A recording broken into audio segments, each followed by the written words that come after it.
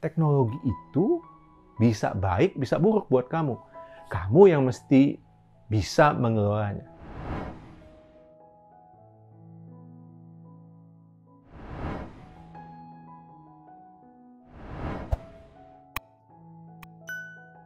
Nah, apa sih bedanya paradigma membatasi dengan paradigma memberdayakan dalam hal menetapkan aturan gadget ya bagi anak? Nah, pertama adalah kesan yang tertanam di dalam kepala anak. Ya.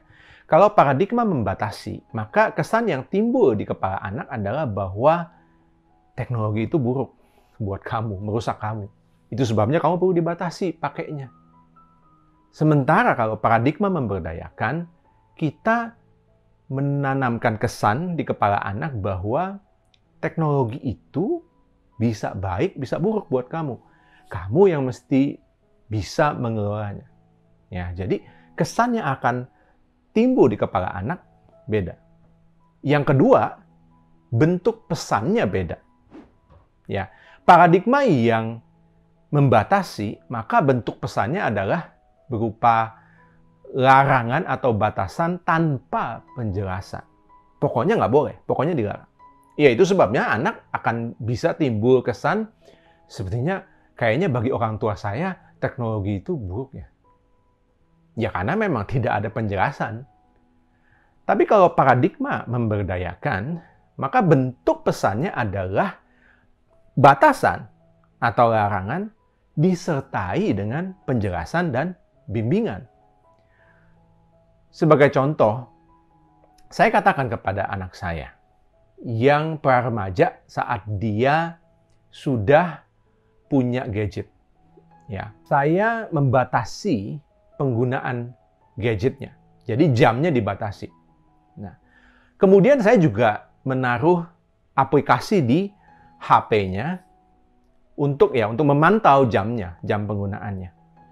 Tapi waktu saya menerapkan batasan itu, saya juga memberikan penjelasan kepada dia. Saya katakan bahwa semua hal yang baik kalau berlebihan pasti akan buruk. Itu sebabnya kamu perlu membatasi penggunaan kamu sendiri. Jadi saya menggunakan katanya kamu perlu membatasi, bukan papa yang membatasi. Ya, untuk menyampaikan pesan kepada dia bahwa ya sudah saatnya kamu sendiri belajar bertanggung jawab atas diri kamu sendiri. Nah, kedua soal penggunaan gadget yang saya masukkan aplikasi di dalamnya, ya, untuk memantau, ya saya katakan juga, saya ngomong bahwa saya menaruh aplikasi ya di dalam HP kamu untuk memantau berapa jam kamu menggunakan gadget. Saya jelaskan bahwa aplikasi itu akan memberikan informasi yang benar, yang akurat soal berapa lama kamu menggunakan gadget. Tujuannya supaya jelas, jadi kita nggak ada tebak-tebakan. Ya, Daddy juga nggak akan tuduh kamu atau menebak-nebak kamu sudah pakai berapa lama.